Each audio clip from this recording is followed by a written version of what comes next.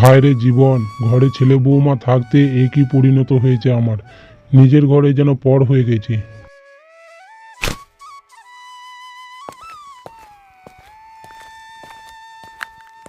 গোপাল ঘরের বাইরে যান।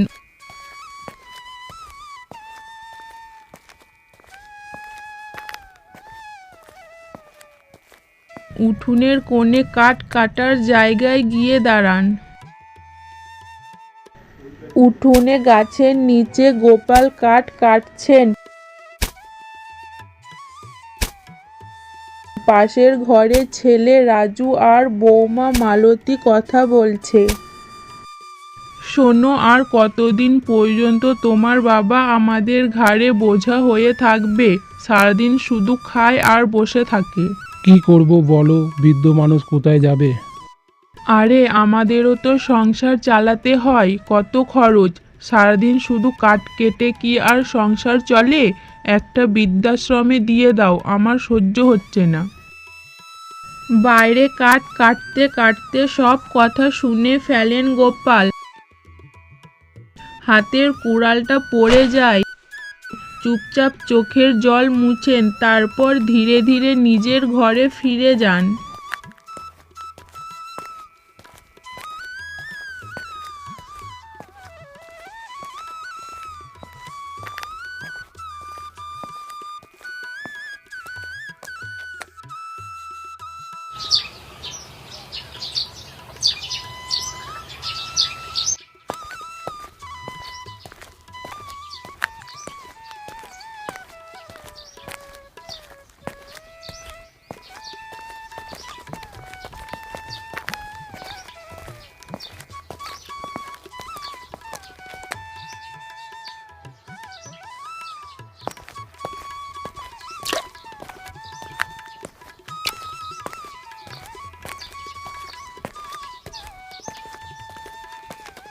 গ্রামের মন্দিরের পাশেই ছোট্ট চায়ের দোকান।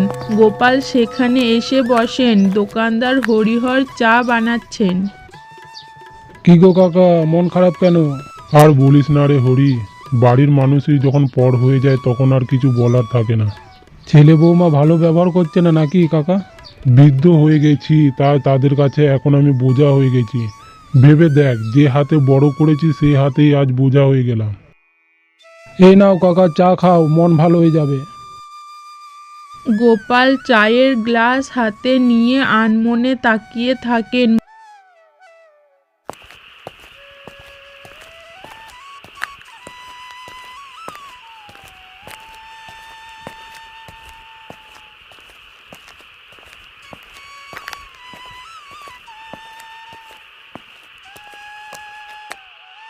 সন্ধ্যা নেমে এসেছে। গোপাল ঘরে ঢুকতেই মালতী মুখ গোমড়া করে বসে আছে। আবার এত রাতে ফিরলে? আমাদেরও তো শান্তি চাই। একটু বাইরে গিয়েছিলাম মা, তোমাদের কোনো অসুবিধা হয়নি তো? অসুবিধা হয় না, আবার তুমি যদি এভাবে ঘুরে বেড়াও লোকে কি বলবে? রাজু পাশের ঘর থেকে এসে দাঁড়ায়। বাবা, তুমি একটু বুঝে চলো, মালতী যা বলছে তো ঠিকই বলছে। তুমি একটু নিজের খরচ নিজেই চালানোর ব্যবস্থা করো। গোপাল স্তব্ধ হয়ে যান। নিজের সন্তানই আজ তাকে বোঝা ভাবছে।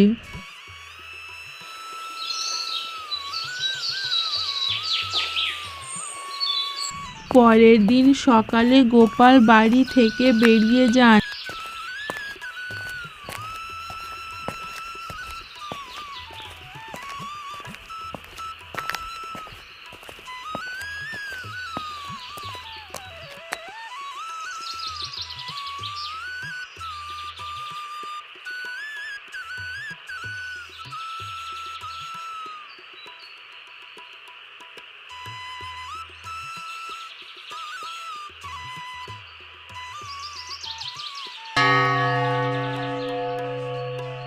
গ্রামের মন্দিরের পাশেই বসে ভাবেন। ঠিক তখনই এক বৃদ্ধ মানুষ। কি রে গোপাল, মন খারাপ কেন?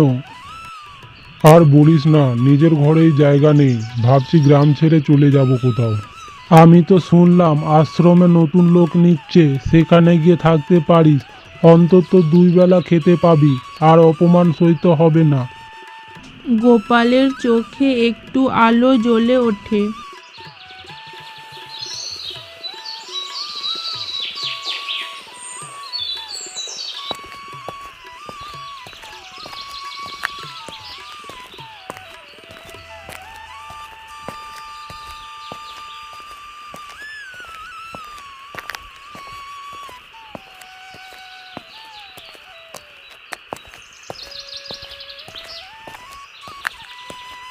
গ্রামের বাইরে এক বৃদ্ধাশ্রম, গোপাল সেখানে গিয়ে উঠেছে। আশ্রমের পরিবেশ শান্ত, কেউ তাকে অপমান করছে না।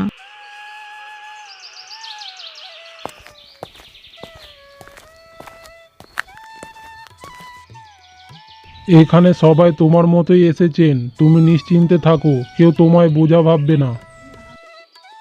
গোপালের চোখ ভিজে আসে, তিনি ধীরে ধীরে হাসেন, যেন অনেকদিন পর মুক্তির স্বাদ পেয়েছেন। কয়েক মাস পর রমেশ জানতে পারে যে তার বাবা বৃদ্ধাশ্রমে আছেন। অপরাধবোধে সে সেখানে ছুটে যায়।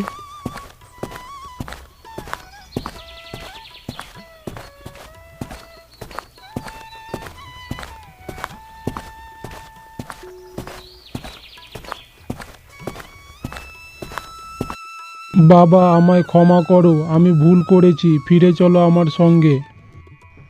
না বাবা, এখন আর ফেরার দরকার নেই, এখানে আমি ভালো আছি। যেদিন সত্যি মন থেকে আমায় চাইবে সেদিন এসে নিয়ে যাস। রমেশ মাথা নিচু করে দাঁড়িয়ে থাকে আর গোপাল মৃদু হাসেন। বৃদ্ধাশ্রমে উঠোনের সূর্যের আলো পড়ে যেন নতুন জীবন সূচনা হচ্ছে।